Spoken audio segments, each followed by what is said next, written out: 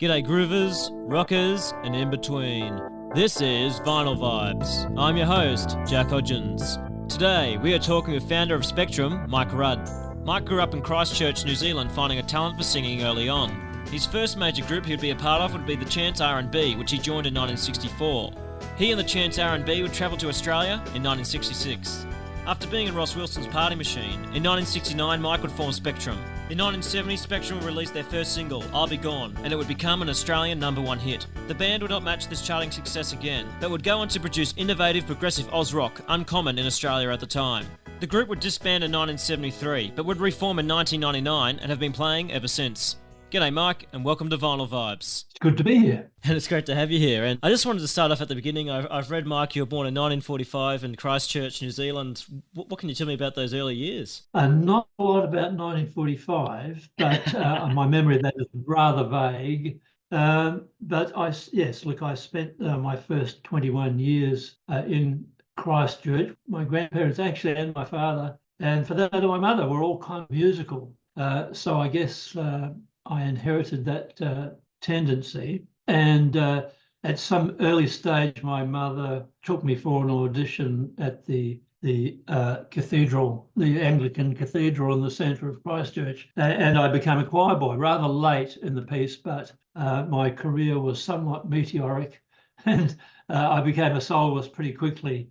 But that was 4 years of well, it got a bit tedious in the end, and when I went on to high school, I kind of rejected formal music, much to the chagrin of the choir master there. But then I became enamored of pop music basically, and formed a little band of my own. I didn't actually pick up guitar till I was 18, so that was fairly late as well. My last year of school, we formed an alternative band. There was another sort of more formalized version of it, which included, strangely enough, John Sayers, who later became our engineer when Spectrum was recording in Melbourne. In saying that too, I mean, because I read the book that was written on you, I'll Be Gone, and I think it says in there that one of the early influences for you was a Goons EP. Am I right on that? Oh yeah, yes. Well, that was. Of course, that was new at the time. The Goons, Spike Milligan and Harry Seagam and Peter Sellers, and I used to race home after choir on Sunday to hear the latest Goons episode. So yeah, look, I'm pretty sure my sense of humour is somewhat akin to that as well. That Goon kind of stuff came out at the same time, I think, as rock and roll was starting, if I've got the years right on that. Like, did you get into that kind of rock and roll music, like Little Richard, Elvis, anything like that? Funnily enough, yeah, Little Richard, I kind of heard from a distance from the senior study, and I thought, wow, that sounds great. But at the time, more pervasive in the pop world was folk music, a la Kingston Trio and a few other kind of mellow sounding outfits. And the period is James Taylor refers to as the folk scare. Would you describe the Chants R&B as your first professional group? Well, yes, and we were lucky in that we had a residency at the Stage Door, which went on for a couple of years, and so like we pulled in not only mods but just people that were generally intrigued by the fact that there we were in this kind of unappealing cellar, and playing very loud music. We hadn't really kind of gotten a direction, but we played everything really, and if something new came out, we would translate that into what the Chants did best, which is very loud and very heavy, and people seemed to like it. We kind of started thinking about directions when I suppose the Who were and the Rolling Stones were the first bands that were kind of different from the Beatles, and so we followed their direction and sort of came across. It went kind of more bluesy, and then we came across the Pretty Things, who did actually tour New Zealand with an unlikely kind of assemblage of people, because the Pretty Things were a pretty wild group, and And on the same deal was Sandy Shaw, who was like all of 16 at that stage, but had one or two hits. Eden Kane, and I think that was it. I can't remember who else was on the bill. The drummer for the Pretty Things was a guy called Viv Prince, and he occasionally sat in with the Who when Keith wasn't available, when Keith Moon wasn't available. So he had a very similar style to Keith Moon, and he'd made up his mind, I think. I can't guarantee this is what happened, but he'd made up his mind to do the Keith Moon thing through New Zealand, and he was pretty out of it most of the trip, and he made sure to kind of upset the other acts on the show. Like he appeared in front of Sandy Shaw while she was singing, and she asked him to leave the stage. I think she said. Eden Kane the same. He was generally just a disruptor, and he did attract a lot of attention. Well, the band attracted a lot of attention as a result, and they made headlines all around New Zealand. And of course, that was all New Zealand needed, really, is something to look at, to emulate. And we were already doing Pretty Things stuff by the time they arrived. So. And I thought we did probably just as well as they did. Yeah, you joined Party Machine after that, Ross Wilson's Party Machine, and I was kind of thinking, like, what was that journey from going from Chants R&B to the Party Machine? There's a fair bit of desperation involved, Jack. As a matter of fact, the way that the Chants broke up was they booted me out, the other guys, and I'm happy to say it didn't last too much longer after that. But I was kind of pretty disorientated by that, and didn't know where to look next. I should point out that the first band that almost that we saw when we arrived in Melbourne was the Loved Ones, and I had never seen such an interesting and original band ever. And I still look back on that experience very fondly. It did open my eyes. And when I heard from a distance the sort of pre-Party Machine, I think must have been the Pink Finks of the Ross Wilson, I heard that same kind of originality. So when they were looking for a bass player, I thought, well, I've never played bass, but I'll do that because they're such an interesting band. And I've read too that Ross Wilson had a massive, as you mentioned there, the band obviously had a massive impact on you, but specifically Ross Wilson and just how he went about music and his songs. I mean, yeah, what did you learn from Ross musically? There are a couple of numbers, maybe three numbers that appeared on the Spectrum Part 1 album that were just directly from the Party Machine. And yes, Ross's MO for writing, I pretty much adopted wholesale, and I would say his influence from those days lives with me still. In fact, I've started playing a couple of Ross Wilson numbers that I hadn't played before, that were written after Party Machine. And A Woman of the World in particular, I've been sitting back waiting for that one to demand to be played, and we do a version of that these days. So no, I really respect Ross in every way possible. His writing and in particular was a big influence. Read too, I mean, in my research that it was really in Party Machine where that ambition of yours to have your own group around your own songs kind of started. Am I right in that? Yeah. That didn't occur to me until the Party Machine wasn't there, and then I suddenly went, what am I going to do next? And I thought, well, I've been given a really good example with the Party Machine, so I'll put my own band together. I better start writing some songs. Yeah, and I think the first one was "I'll Be Gone." Am I right on that? Yeah, which is an amazing first song to have written. I mean, what do you remember of the writing process of it? Yeah, it seemed to be very true to me at the time. Someday I'll have money isn't easy to come by. It was a perfect statement of the times.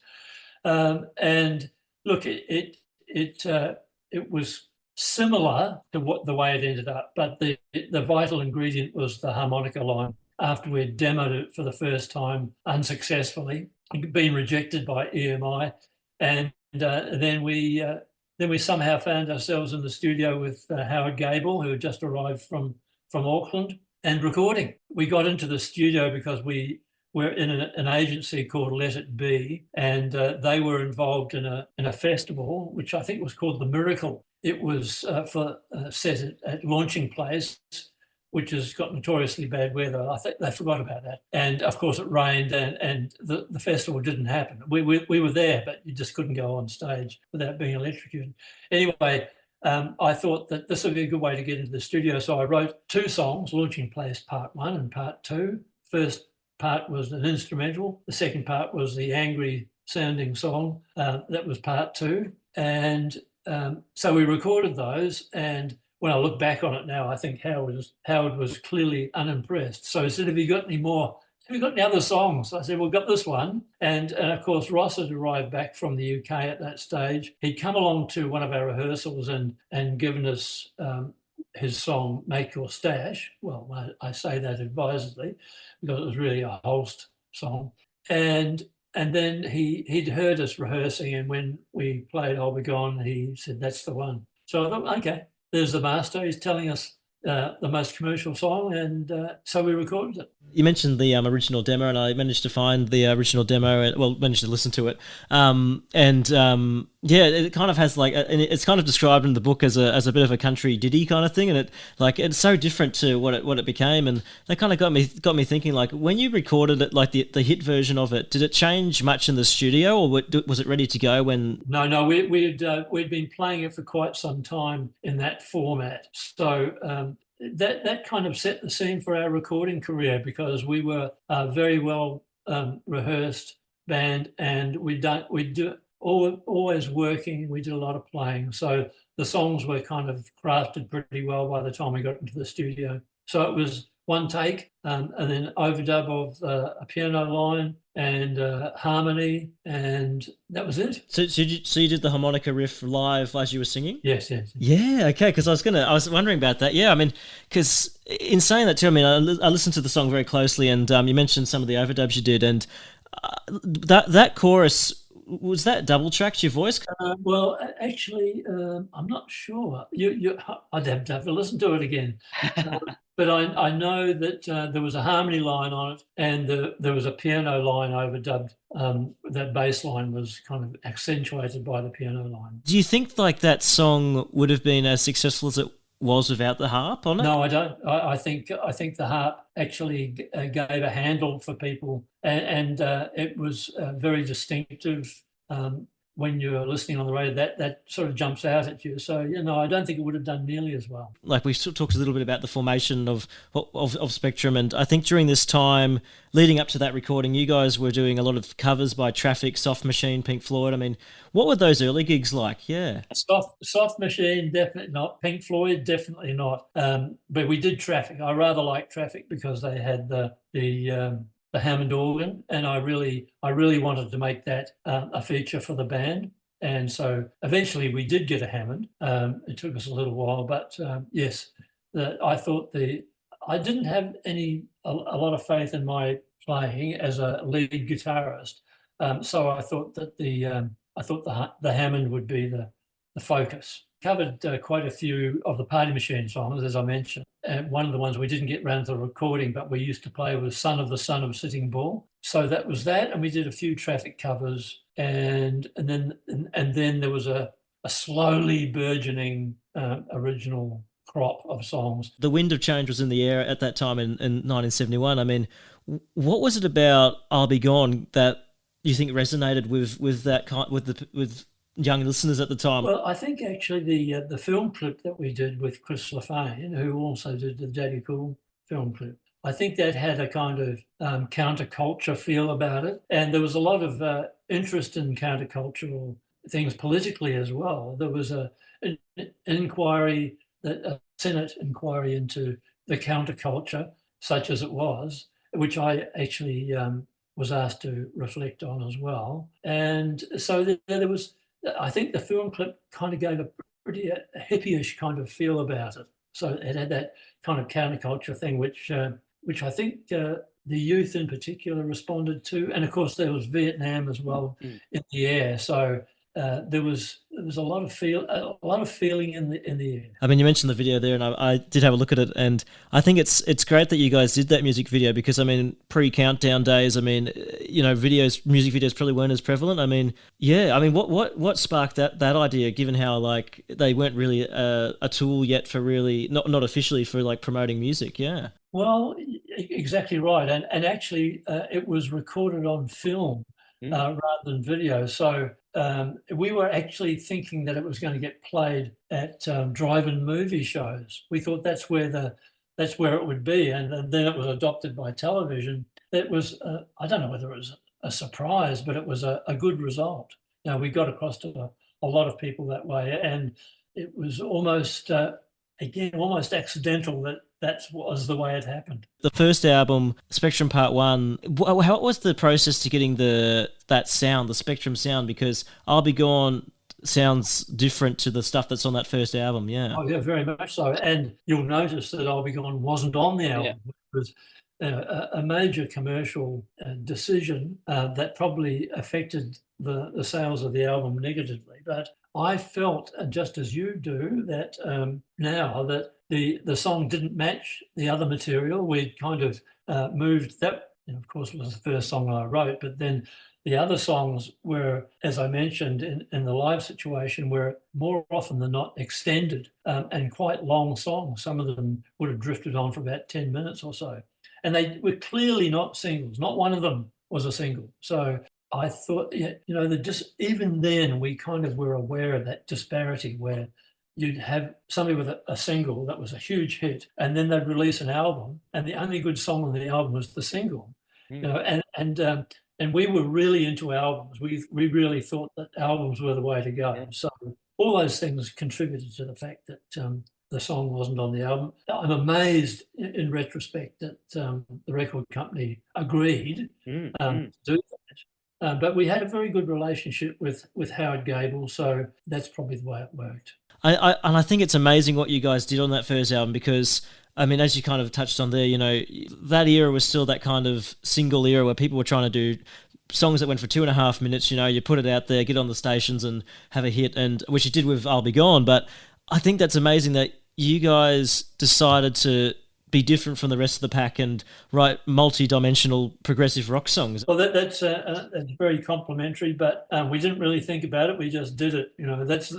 And as I said, the demands of playing live meant that we were doing a lot of extensions of songs because we didn't have enough songs.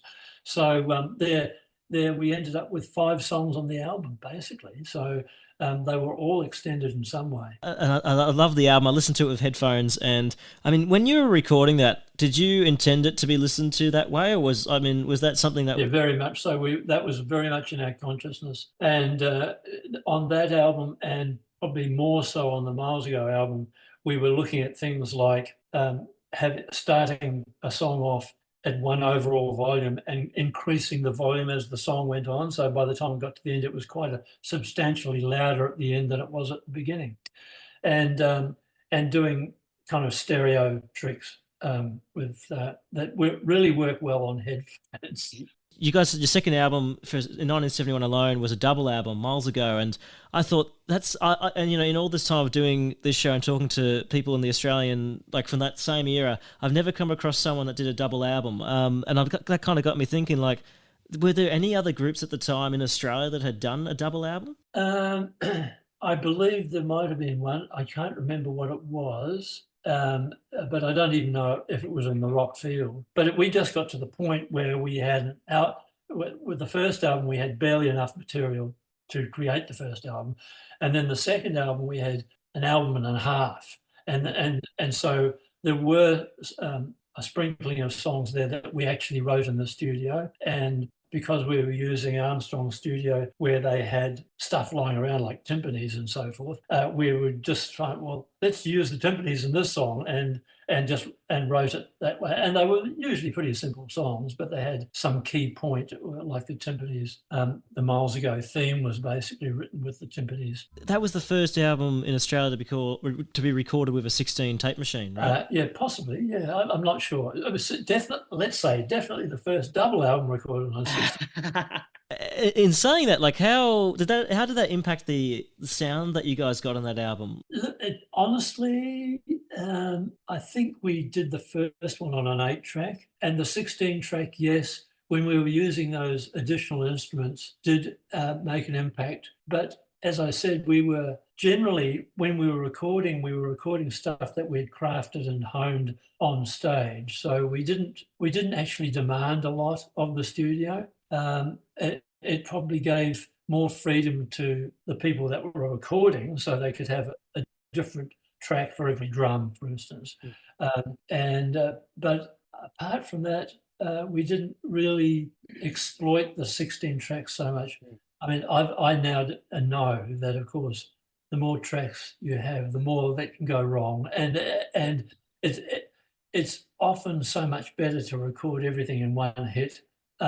Because you get some kind of authenticity with it, that it's undeniable, it's unfixable, but it's also undeniable. So a lot of those very early songs that were recorded 2-track and 4-track, they couldn't go anywhere else, so they had to balance everything before they recorded it. And it ends up by being more truthful and also more exciting in a lot of cases. I'm just leaping ahead to the Mertzeps album. Yeah.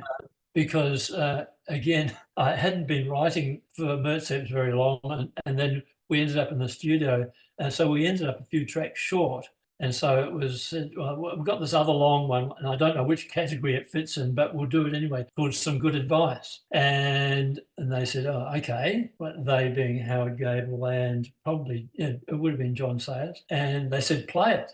So we played it, and they were recording it. And then we were getting close to the end because it's quite a long song. And I could see there was a deal of angst going on in the control room because they were running out of tape. And there was no way back. If you ran out of tape, you'd have to do the whole thing again. And we just finished in time before the tape ran out. Yeah. But as a result, because the tape starts running faster as it gets close to the end, the band sounds like it's going slightly out of tune at the end and downhill.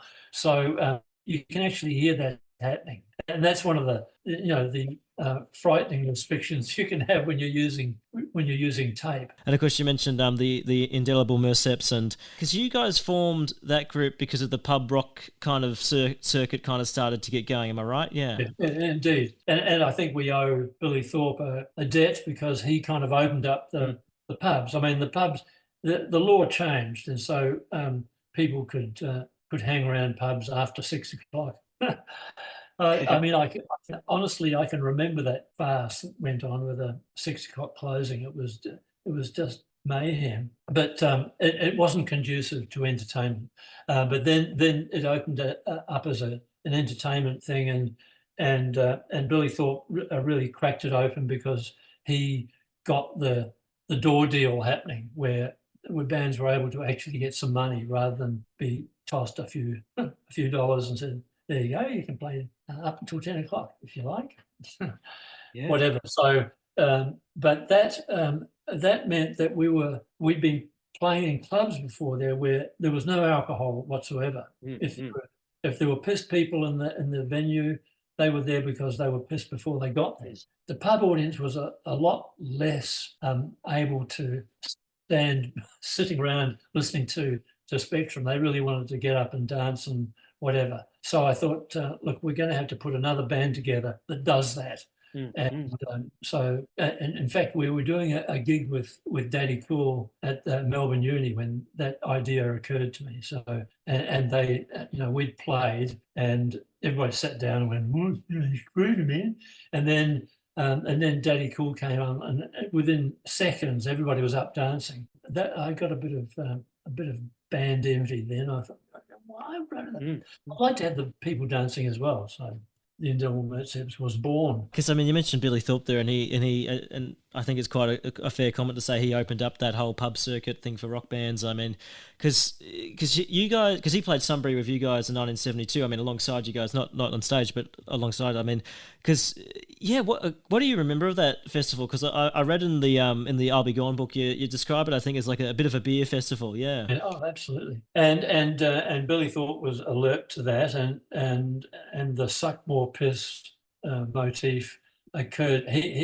I think he brought that up, but anyway, he used it, and really his reputation was born at Sunbury to a great degree, and we were tolerated, but we didn't really get the prime spots. I mean, it was worked out pretty quickly after the first year that playing in the evening with lighting was much better than playing in the afternoon, getting dehydrated by the sun. We would have been great under lights, but we never got that opportunity because the other bands managed to secure those spots, and they were much more popular than we were, of course. So that's okay.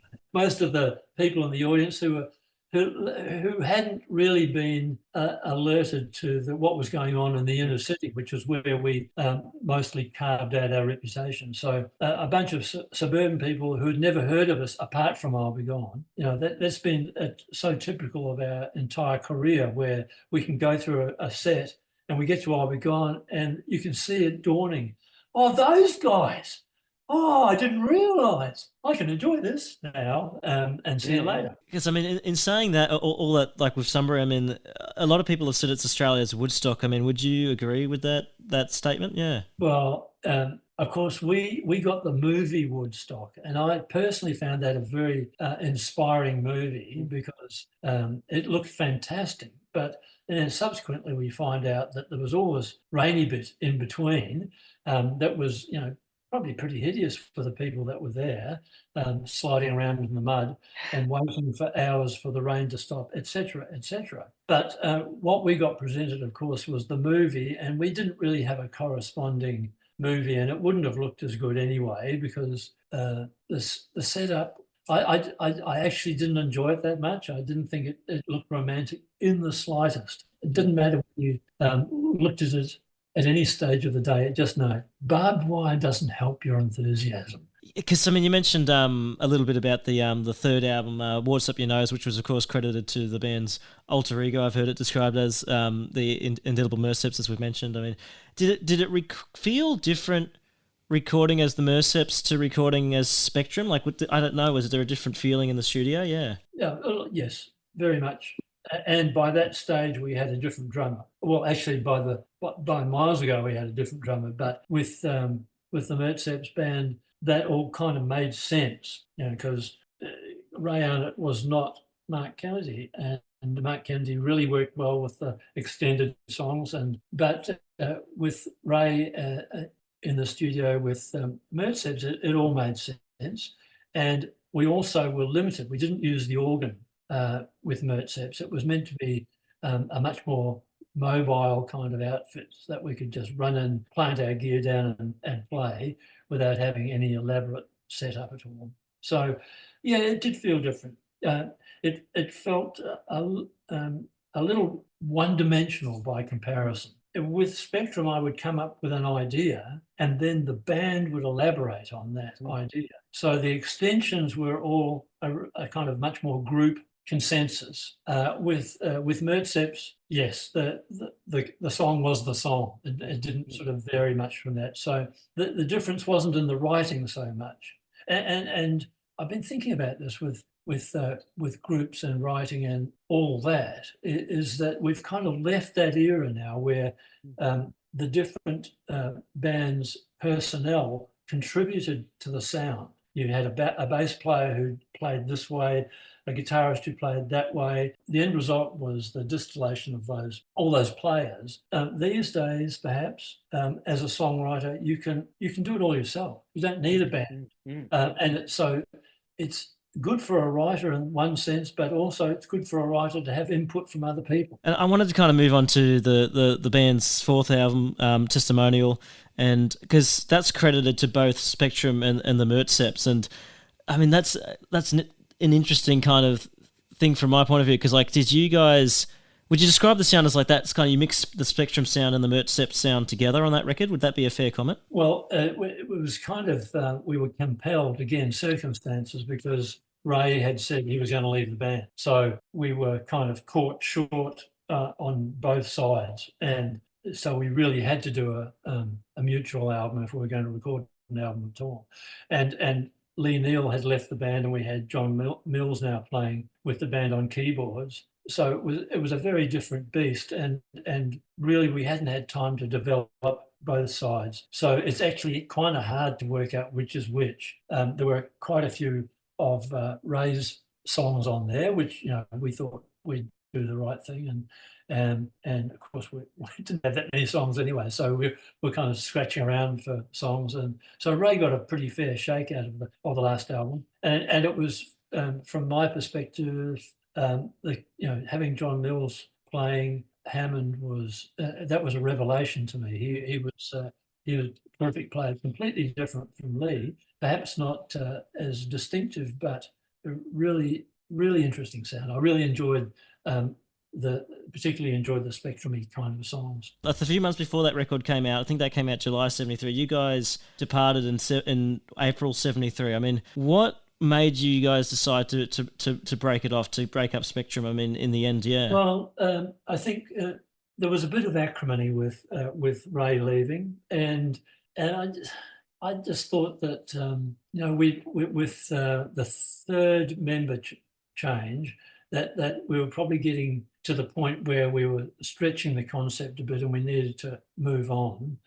And so those two things contributed to the fact that we decided to call it a day, really. And we had no idea where that was going to head, but it just happened that Tim and Nigel were cruising down to Melbourne at I think it was our manager's behest to join up, because I think Phil Jacobson, our management, with the final concerts, saw that we did actually have a market there. It didn't have very many places we could play, but in that time where we were able to muster the affection of the multitudes, he could see that it may be worth persisting. So by that stage, I decided we were going to just scrap all the Spectrum material and start from scratch, which was a big ask, particularly as then we were asked to have our initial performance just I don't know how many months it was, but it was like 3 months or maybe even less down the track. So I basically wrote an album's worth of material in that time. Luckily, I mean, Tim Gaze in particular was an amazing player who brought the kind of the approach that it was kind of getting hackneyed for me. He brought that back to life again, so there was, and Nigel, of course, there was a lot of energy there from the new guys. So Ariel got off to a good start. Spectrum got back into the studio in 1999 and 2004, releasing Spill and No Thinking.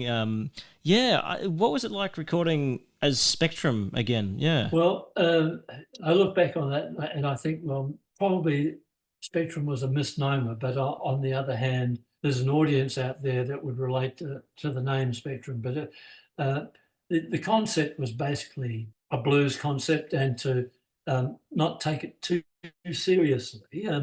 We just play what we remembered without delving into it too much, of the blues songs that we perhaps played when we were starting out playing. Yeah, because I mean, like that, I thought that because I listened to all the albums you guys did, and I got to those blues ones, and I thought that's such an interesting direction, like to almost go full circle. You started at like the really like out there progressive rock stuff, and now you're back to the beginning of almost, yeah.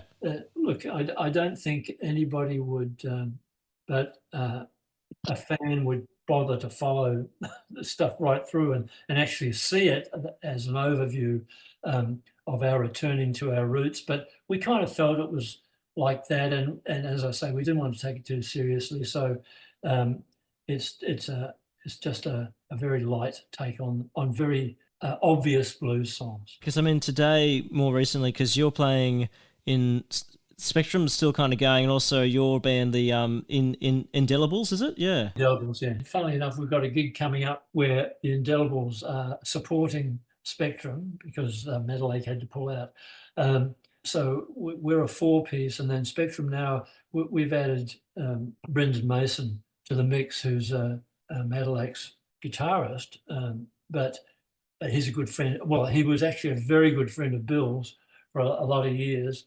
And he's always looked after my guitars anyway. So, and I thought Spectrum needed, if we were going to keep on keeping Spectrum special, we're going to need to have something additional there, musically speaking. And I think Bren's added a really wonderful touch, particularly live. I can't really talk about the recording because it hasn't happened yet. But he's a wonderful presence on stage and adds terrific dynamic to the band on stage. We just continue Spectrum as long as we can. I mean, I've got some new material in mind, which we may get round to recording, who knows.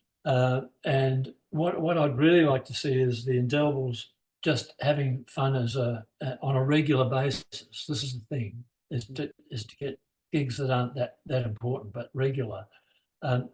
So Spectrum does the important things, and the Indelibles just coast along being a band. So that keeps my hand in playing. There's nothing waste of time for me is rehearsing. I hate rehearsing.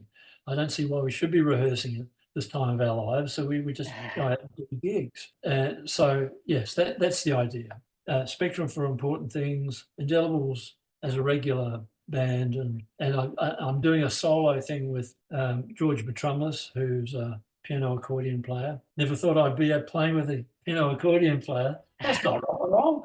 Anyway, he's just such a lovely man and such a lovely musician. And I'm learning or relearning how to play my stuff because a lot of singer-songwriters start off playing solo. I never did that. I just always played with a band. So it's a big thing for me to devolve down to a single player again. I just want to thank you for making the time today, Mike. I think we've spoken about great things about your time in music. Oh, thank you so much. It's been a pleasure speaking to you, Jack. That was Mike Rudd, founder of Spectrum. To check out upcoming gigs for the band, head to their website at mikeruddbillputt.com. Remember to share this show with other music fans. And if you really like what you heard today, we'd love to hear from you. Thanks for tuning into this episode of Vinyl Vibes. And to all you music lovers out there, stay groovy.